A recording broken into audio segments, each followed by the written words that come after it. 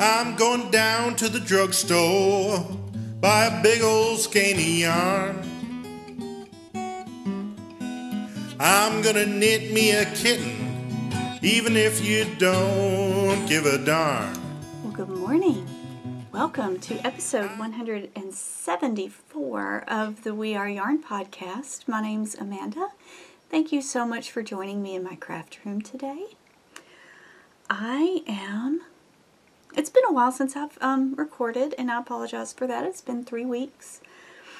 And also, you guys that download me off iTunes, I am so very sorry that I had let uploading to the website and therefore up to iTunes. I had kind of let that slip the last couple of months, but I made sure yesterday to get that up on the website so that it would go to iTunes so that you could get caught up. And I apologize for dropping all that at one time. And now, hopefully just a day or two later, this episode of the podcast. But I'm so happy you're being patient with me. It's, working at a new job full-time with a toddler. It can be, it's a challenge for me. Some people make it look very easy. It is not for me. It's very hard.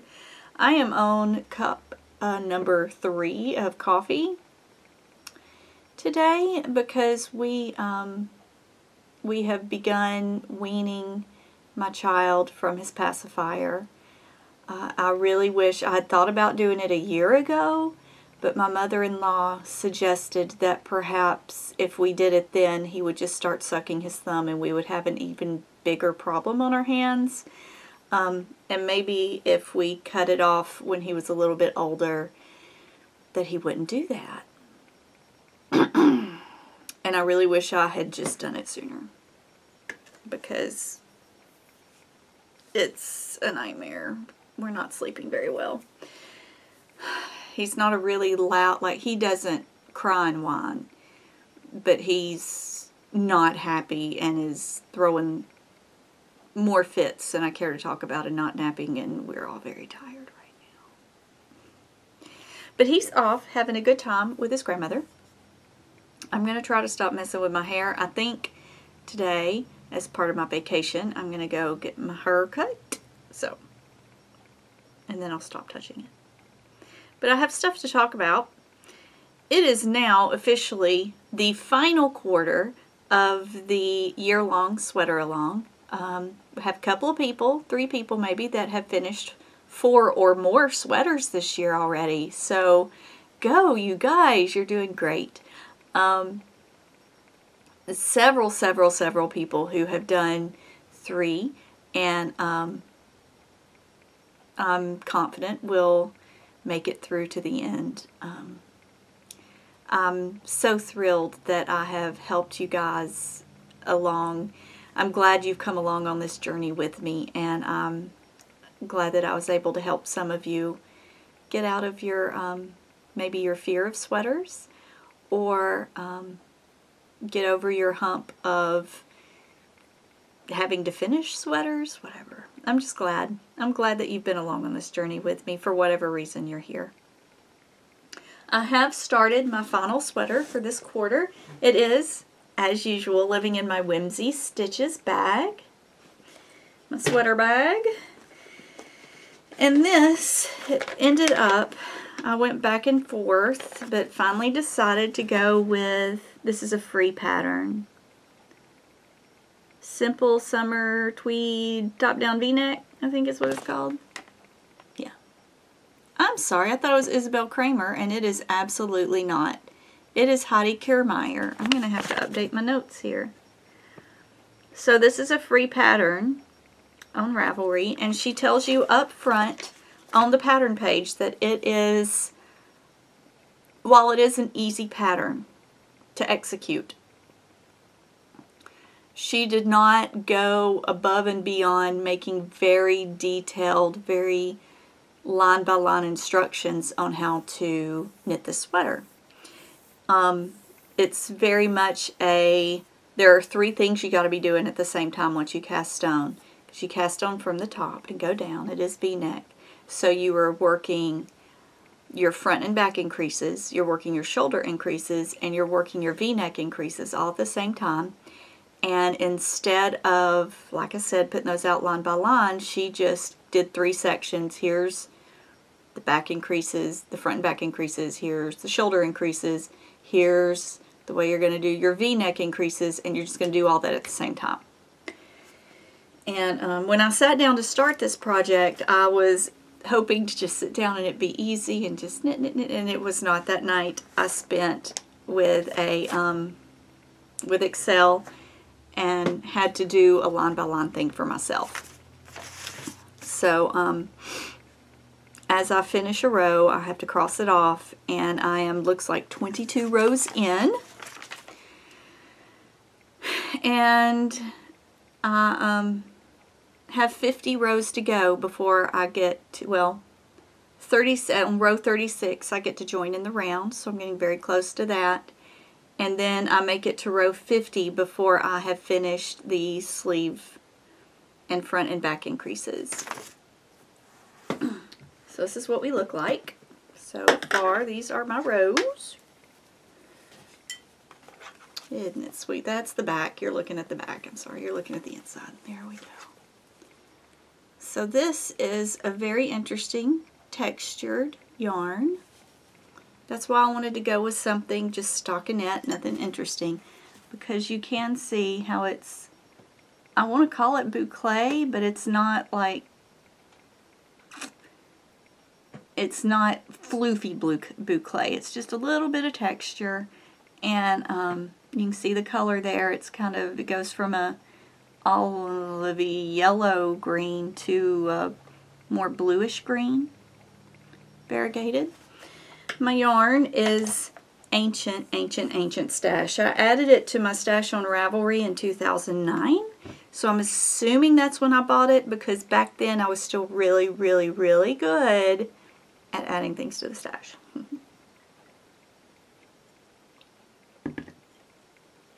Alright, so my yarn is, let's see, I thought I had a tag that I tore.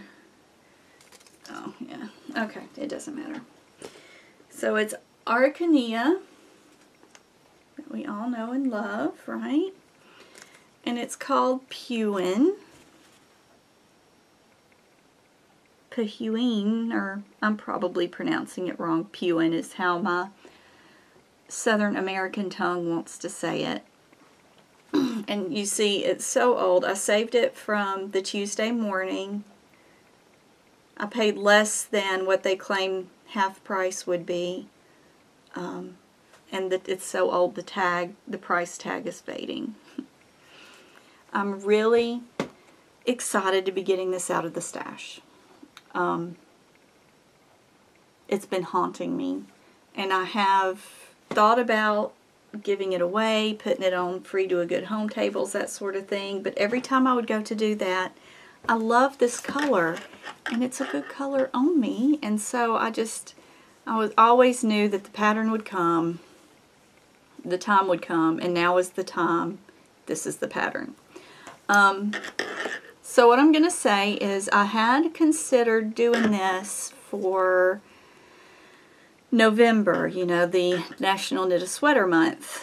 And I'm glad that I decided to just go ahead and start, because if I expect to finish this by the end of the year, I'm going to have to do a little bit every day. This is 100% cotton,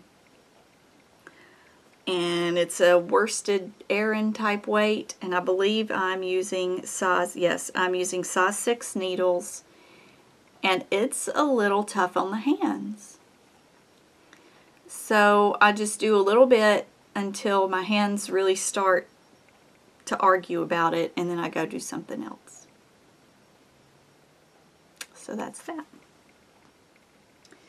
So this hopefully will be my 4th quarter sweater. I have, you remember way back last calendar year when I started the Rhapsody in Cables by Joji Locatelli, that beautiful knit, very interesting construction, knit side to side from the middle. I have picked it up and worked several rows. I don't want to forget what I'm doing with that pattern. So just to keep it fresh, I have picked up and done, so you know, maybe 6 or 8 rows on it.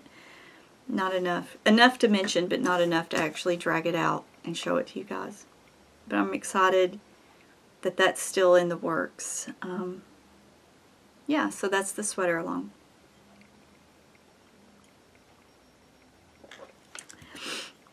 I did finish something though. Alright, so, well, I say finished. It's, the knitting is finished, and that makes me, it's good enough. Remember this? That I knit for my son the year he was born for his very first Christmas, and I was going to make matching stockings for Mommy and Daddy, and then I never did it, and I finally got off my duff and did it. So his is striped with the greens with a red heel and toe and cuff.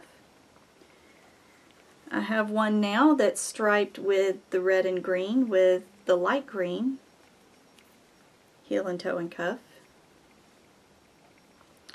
And finally, red and light green with the bright green heel, toe, and cuff.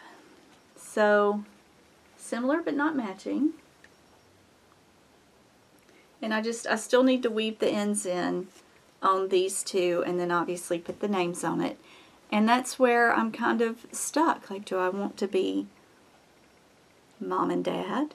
Or do we want to be Mama and Daddy? Or Mommy and Daddy? I'm thinking Daddy is going to just be Dad, because that's shorter. And it will be easy to center. Isaac, 1, 2, 3, 4, 5, is 5 letters and fills up pretty much the whole stocking. So I think Mommy would not fit.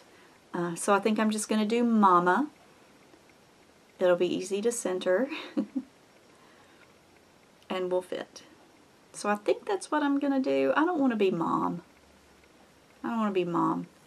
I want to be Mama. So that's where we are with that. And I'm just really excited to even be this close.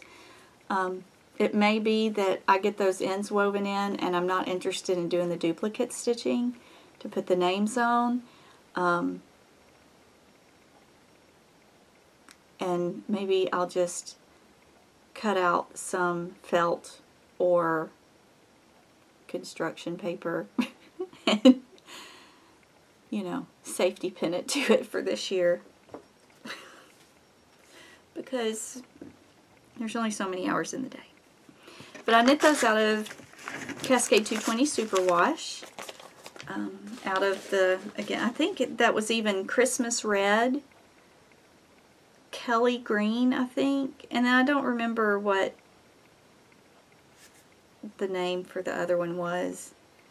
And I did, for the heels, I did the Fish Lips Kiss heel. But instead of her method of short rows, I just did your typical short row. And now that I'm looking at it, Isaac's heel turned out way better than ours. So I must have used a different method.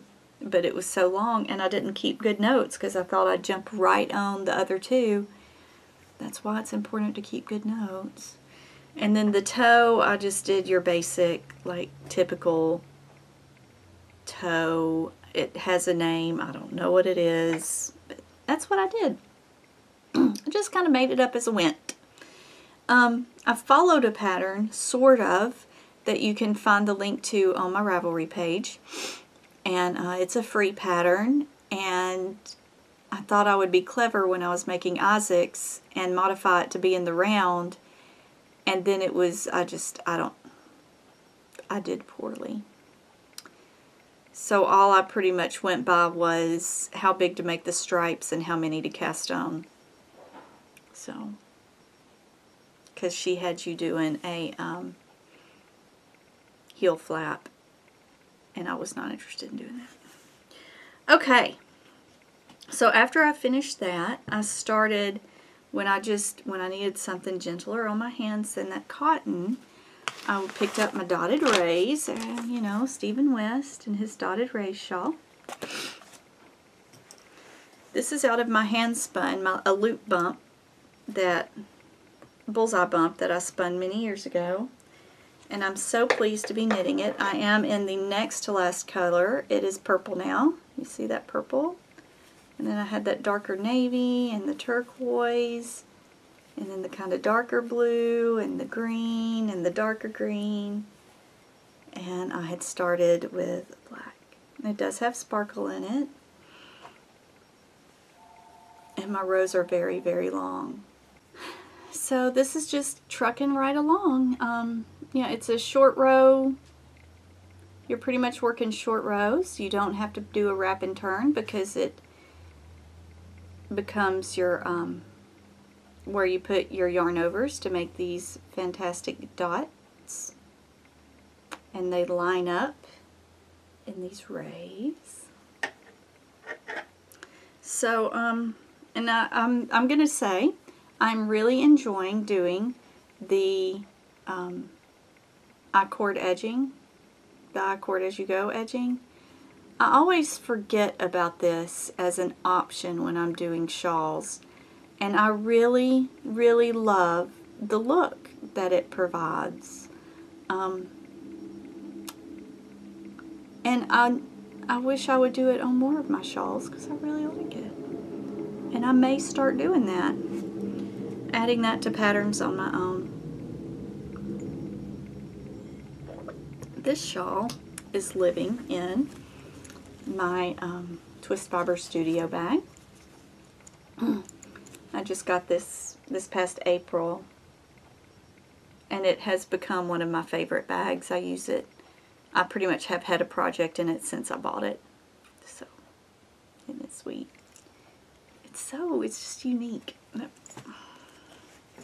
And she makes well-made bags.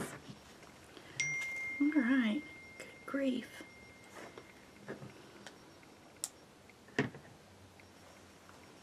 So, I have been spinning this past weekend. Instead of knitting, because the cotton was hard on my hands and I wasn't really in the mood to sit down and start my morning with cotton hurting my hands, I instead sat down at my wheel. And probably for the last time until he's a teenager, my child slept very, very late. And so I got a lot of spinning done. And I would love to show it to you. Oh, yeah. I put that in there so I wouldn't forget to talk about that. I spun this entire bobbin of Corriedale. I plotted, I guess I should say. I plotted the entire bobbin. And it was very early in the morning, and the room that I sit in is a little bit dark. So I don't think my plying job is as even as it could be.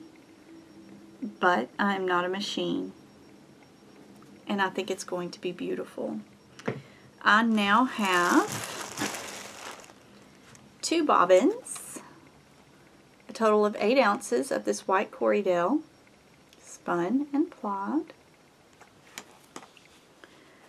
I need to skein it up, I guess, and it will go with this lovely, I'm calling it a combo spin because it combined two braids, but I just spun them and then plied them together, spun them separately and then plied them together. But this is destined to be a Japan Sleeves by Hohi Locatelli, and you know the one. It has a beautiful lace down the sleeves, on the top of the sleeves here, and then stripes. So my white is going to be the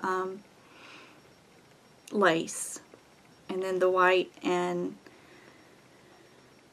multicolor, reads kind of as a grayish blue, is going to be the contrasting stripes. I do have up there, hey, let me grab it.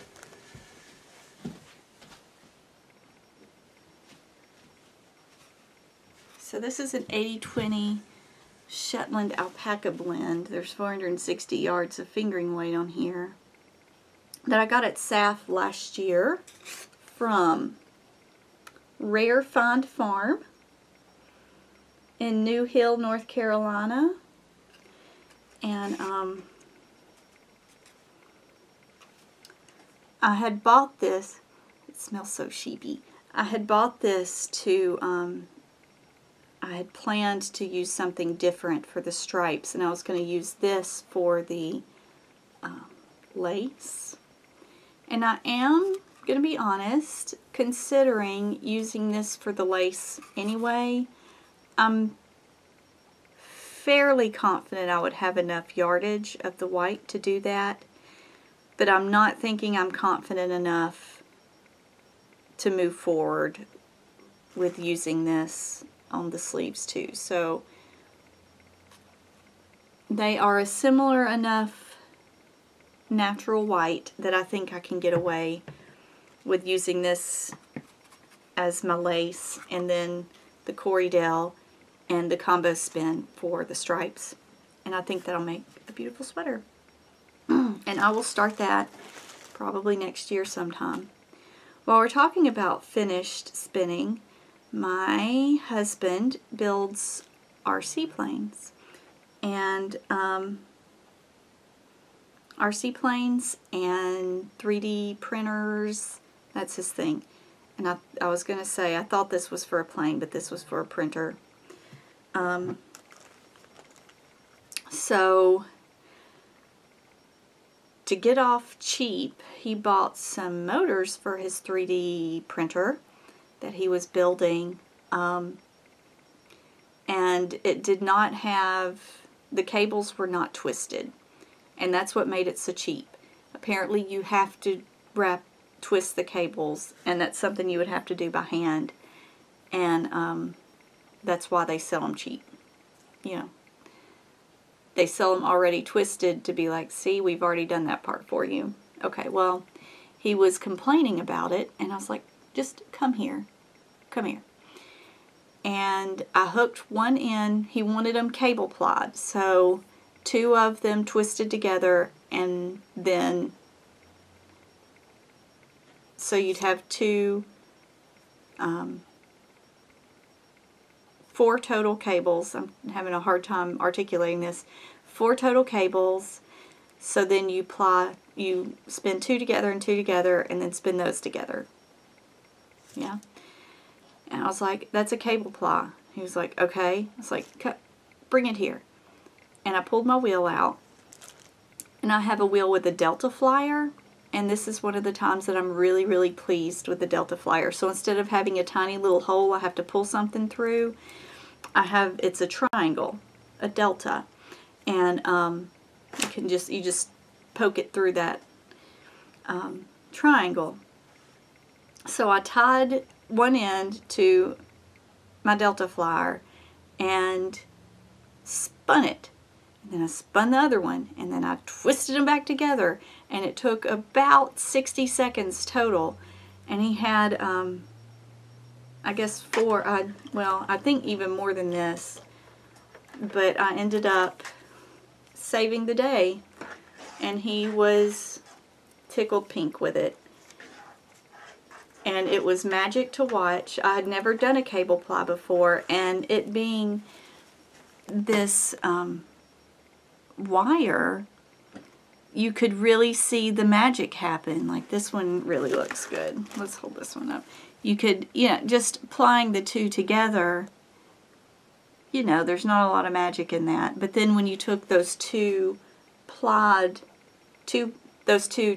wires and then plied them together, spinning the other direction, it'd be all like kinky and kind of weird, and then all of a sudden, like magic, it would just go, and it would be just, when it hit that perfect balance of twist from the twist I'd put in the other direction with the 2 single, it was magic. It was so much fun to watch, and it made my husband super happy. I felt like a fabulous wife. So. Yeah. Old world skills to the rescue. So, I just wanted to, that's been a while back, and I kept meaning to talk about it to you guys, and I kept forgetting, and I'm glad I remembered this time. Finally, I have started a new spin. I drafted it way down because my goal, I don't know what the fiber is. I don't know who dyed it. I don't know what kind of fiber it is. I know absolutely nothing about it. A friend was destashing, and I bought it off of her for her destash. So it's these pinks and purples and blues, and I have spun roughly 10 minutes of it. So I spent the time tearing it down to these little bits. My goal is to chain ply it. And I wanted the color repeats to be so short that I got a more speckled effect than a big, long, variegated effect. So, I mean, I probably ripped it down into 10 or 12 sections like this. And I wasn't particular about saving any kind of color pattern or anything. It's spinning very nicely. The 10 minutes I spent actually spinning it, it's spinning very, very nicely. And I'm really excited about it. My only wah-wah kind of situation with it is that it's, while the colors look very deep and saturated, as I'm spinning it, they are washing out a lot. So it's going to be much more muted than it looks here. But that's okay. It'll still be pretty. And it's really, after all that white, Corriedale, I was just kind of looking for something easy, a palette cleanser, sort of just something fun. I'm kind of planning a true combo spin. I have quite a bit of purple braids, quite a few purple braids that I think I could probably tear down into sections like this and do the thing where you throw it all in a basket and just pull randomly so it kind of all blends together into one cohesive yarn, and do another sweater spin with the combo that way, because I have quite a bit, like this section here is all my hand spun, and it just sits and I do nothing with it because I don't have enough yardage to do with it what I think I want to do, or I'm too lazy to count my yardage. I need to work on that lazy factor and not counting my yardage. That's an important part, don't you think? But I think if I have started looking at my fiber stash a little differently, in kind of a combo spin mentality, trying to put braids of fiber together that I think would make a cohesive sweater spin like that. So that's pretty good. And I think that's all. Well, I was going to talk about one more thing. It's a project that's needle adjacent. I am getting very near 30 minutes. Are you okay with me going over 30 minutes? You want to hang around and see a needle adjacent? Needle adjacent so far as I have even balled the yarn up. I talk a lot about my knitting plans here, and then I forget. If I don't immediately put it in my queue, I completely forget about what I've said I want to do and all of the inspiration I get talking to you guys, and I have to go back and rewatch my own podcast to remember, and it's pitiful. But this time it's not going to happen. It's balled up. I have my pattern. It's in my cute little sushi bag.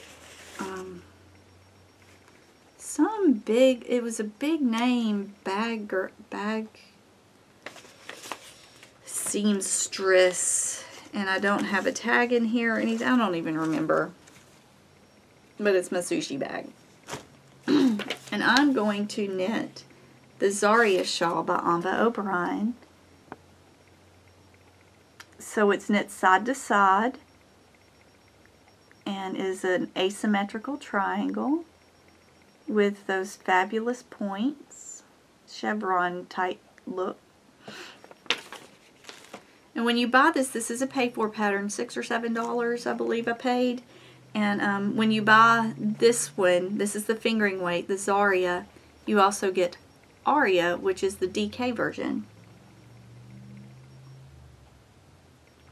So you would, it's a very similar shawl, not quite as long of a wingspan, but it still just uses 2 skeins of DK. So what I have balled up for this, and I'm going to say this was originally going to be a Pure Joy by Joji Locatelli, and I decided, nope, not doing it.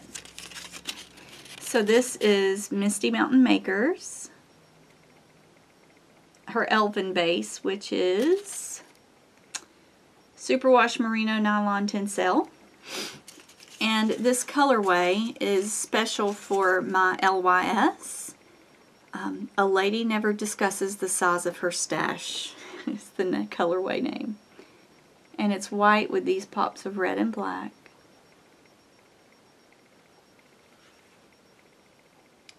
So that's that. And its friend, I just bought specifically to go with this, is a Malabrigo sock in black. So those two are going to be used together to make this beautiful Zarya shawl. And it looks like you do, you know, you have times where you're just using this and just using this, but instead of just being a hard transition from one to the next, it kind of fades together. I'm really excited about how this is going to turn out. I almost cast it on last night when I was going to bed, but then I was tired and ended up not. So very soon, I feel like very by the end of the week even, maybe this is going to actually be a project in the works. And that, my dear friends, is all I have to talk about today. Thank you so much for coming and joining me. The sun is coming out outside, and my husband is off playing planes with his friends, and my son is off playing with his my mother-in-law, and she was actually one of the things that happened while I was trying to record here, is she sent me pictures of him playing. Here we go. It's a very blurry picture, but there he is sliding down a slide at the play place. There they go too. Just turned 3, trying to kick the passy habit. Wish me luck. Guess I need it. Guys, again, thank you so much for coming and hanging out with me in my craft room today. I hope I may have shared some things with you you thought were neat or interesting or inspirational, or I'm glad that I was able to just spend some time with you while you sat and knit. And I hope, or spun, or crocheted, or did the dishes, whatever you're doing. I hope you have a great rest of your week, and until I see you again, happy knitting. I just can't wait to finish. I got the kitten knitting blues. No, I just can't wait to finish. That's why I got those kitten knitting blues.